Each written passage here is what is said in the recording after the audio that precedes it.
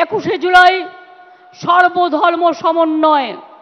আমি সবাইকেই বলি, মনে রাখবেন 21 মানেই অঙ্গীকার, 21 মানেই ভাষা, 21 মানেই পথ চলা নবপ্রজন্মের দিশা, 21 মানেই মাটির আশীর্বাদ, আজানে প্রাণের সুর, 21 মানেই গণতন্ত্র, অধিকার সুমধুর, 21 মানে ভালো থাকা, ভালোবাসা, বেঁচে থাকার ভরসা, 21 মানেই সংগ্রামী জীবন, আগামী দিনের আশা। এগুলো আমার লেখা, আমি আপনাদের বলছি এই কারণে এগুলো মনে রাখতে হবে।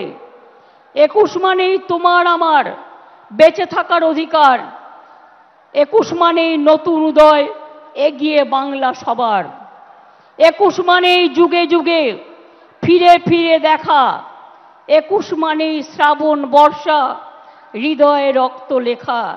21-এর একটা গুণ আছে, মনে রাখবেন, আর শহীদের রক্তে কখনো ব্যর্থ হয় না। শহীদের রক্ত সবসময় মনে রাখবেন মানুষকে ভালো পথে নিয়ে যায়। অভিষেক আপনাদের কাছে বলেছেন, অখিলেশ বলেছেন, অন্যরা বলেছেন। দু একটা কথা আপনাদের বলি আগে, প্লিজ দয়া করে বসুন, এখনই কেউ উঠবেন না।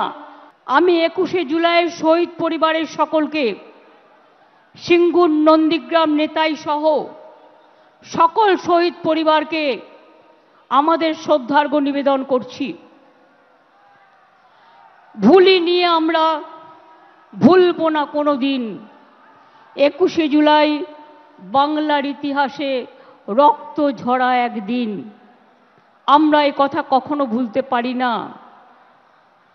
পায়ে পায়ে পথ হেঁটে বুক বেঁধে এসেছিল ওরা, জানতো না এটাই ওদের শেষ আশা। ঘরে ফিরবে না কোনোদিনই আর তারা, যাদের মনে ছিল প্রতিবাদ। নো আইডি কার্ড, নো ভোটের জন্য তারা লড়াই করেছিল। আর আজ দেশের মানুষ no ID card, no vote আজকে কিন্তু পেয়েছেন। এর জন্য সার্থক আমাদের সেদিনের আন্দোলন। আমি আজকের দিনে গত লোকসভা ইলেকশনে এবং বাই ইলেকশনে মানুষ যেভাবে এত এজেন্সির চমকানি ধমকানি, এত নেতাকে গ্রেপ্তার, এত অত্যাচার করা সত্ত্বেও ইলেকশন কমিশনের একতরফা দৃষ্টিভঙ্গি থাকা সত্ত্বেও, মিডিয়ার টোটাল ওয়ান সাইডেড রোল থাকা সত্ত্বেও, যেভাবে আমরা তিনটে পার্টির সাথে লড়াই করে জিতে এসেছি, বিজেপি, কংগ্রেস এবং সিপিএম, আমি স্যালুট জানাই বাংলার মানুষকে, যারা আপনারা আমাদের সমর্থন দিয়েছেন। যারা দেননি, আগামী দিন তাদের কাছেও সমর্থন আশা করব। সাধারণ মানুষ ছাড়া তৃণমূল পথ চলতে পারে না। মনে রাখতে হবে, আমরা যত জিতব তত আমাদের নরম হতে হবে। আমরা যত জিতব তত আমাদের দায়িত্ব বাড়বে। আমরা যত জিতব তত মানুষের কর্মী হতে পারবো।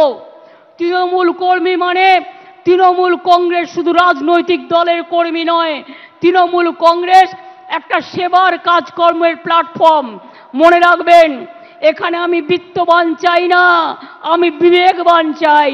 যার বিবেক আছে, যার আবেগ আছে, যার অশ্রু আছে, যার শরৎ আছে, যার ভাদ্র আছে, যার আশ্বিন আছে, আবার যার ফাগুনও আছে, আবার যার শীতও আছে, আবার যার বসন্তও আছে।